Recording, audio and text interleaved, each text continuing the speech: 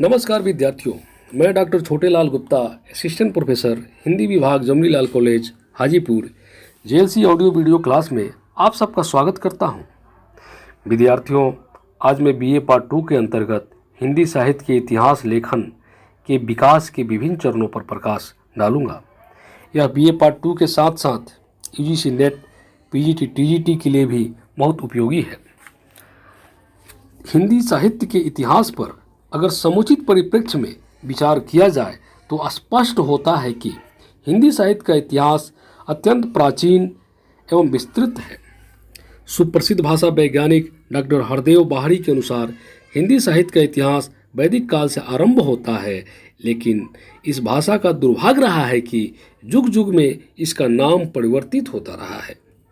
कभी वैदिक भाषा, कभी संस्कृत, कभी प्राकृत, कभी अपभ्रंश और अब हिंदी के नाम से प्रचलित है। विद्यार्थियों, हिंदी फारसी भाषा का शब्द है और यह एक भाषा है। भाषा वह होती है जिसके माध्यम से हम अपनी विचारों का आदान प्रदान एक दूसरे से कर सकते हैं।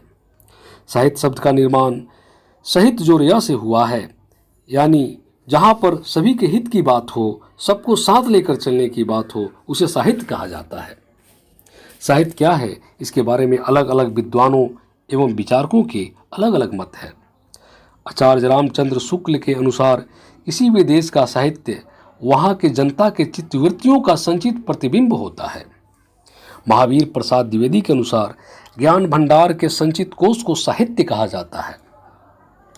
प्रेमचंद के अनुसार साहित्य जीवन की आलोचना है, चाहे वह नाटक रूप में हो या निबंध या कथा, कहानी, उपन्यास आदि के रूप में हो।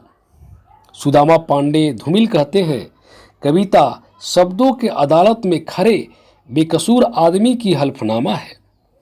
सुमित्रानंदन पंत के अनुसार कविता परिपूर्ण क्षणों की वाणी है। आगे वे कहते हैं, वियोगी होगा पहला कवि, आह से उपजा होगा गान, निकल आंखों से चुपचाप वही होगा कविता अनजान। इस प्रकार विभिन्न कवियों के द्वारा अपनी वेदना साहित्य के यथार्थ और आदर्श को लेकर परोसी गई थी। हिंदी साहित्य के इतिहास लेखन का सर्वप्रथम शुरुआत प्रोफेसर गारसद तासी ने किया था, जो भारत में तो रह रहे थे लेकिन फ्रांस के निवासी थे।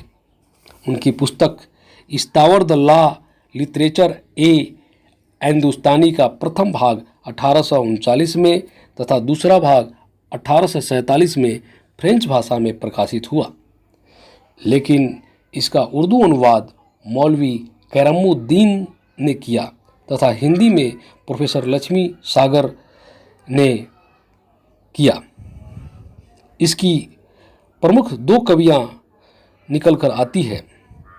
इस पुस्तक में लेखक वर्णानुक्रम पद्धति का प्रयोग किया है, जिसके अनुसार केशव और कबीर को एक साथ रखा गया है, जो कि तर्क संगत नहीं है, क्योंकि केशव रीतिबद्ध काल का श्रृंगारी कवि है और कबीर निर्गुण भक्ति काल के कवि है। इसमें सिर्फ हिंदी भाषा के ही नहीं, कई अन्य भाषाओं के कवि भी मौजूद हैं। हिंदी साहित्य का दूसरा ग्रंथ शिव सिंह सरोज 1883 में ठाकुर शिव सिंह सेंगर द्वारा हिंदी भाषा में लिखा गया, जिसमें कुल 1003 कवियों का स्थान दिया गया। इस पुस्तक को हिंदी भाषा में हिंदी कवियों द्वारा लिखा गया प्रथम हिंदी साहित्य का प्रथम दर्जा प्राप्त है। पुष्प पुंड को हिंदी का पहला कवि जिन्होंने 770 विक्रम संवत से आदिकाल की शुरुआत की माना जाता है।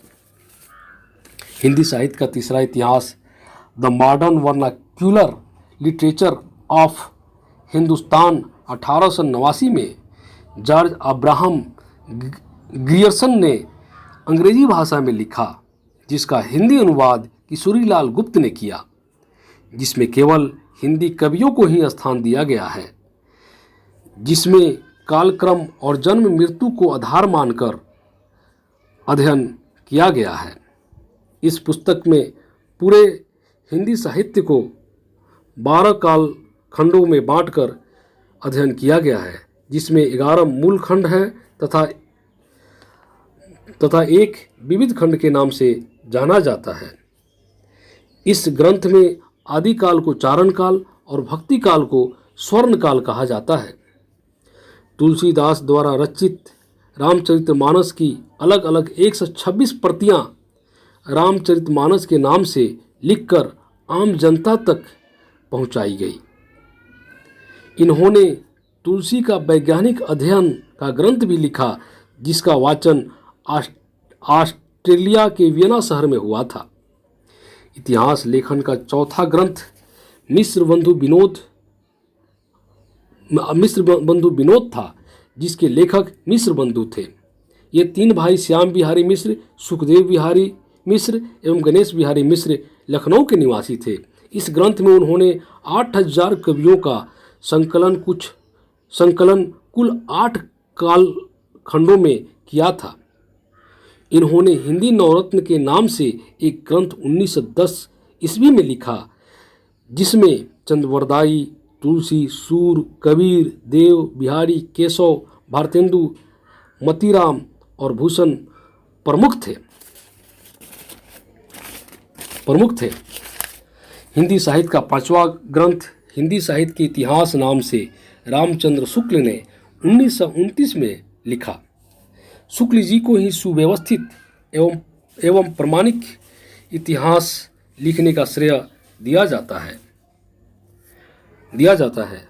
उन्होंने अपनी पुस्तक हिंदी साहित्य के इतिहास को 4 भागों में बांटकर अध्ययन किया है, जिसकी शुरुआत 1050 ईस्वी से माना है। शुक्ल जी के संदर्भ में डॉक्टर नामवर सिंह का कथन है, शुक्ल जी को इतिहास पंचांग के रूप में प्राप्त हुआ था, जिसको मानवीय चेतना से अनुप्राणित कर साहित्य बना दिया। शुक्ल जी प्रथम कालखंड को आदिकाल के नाम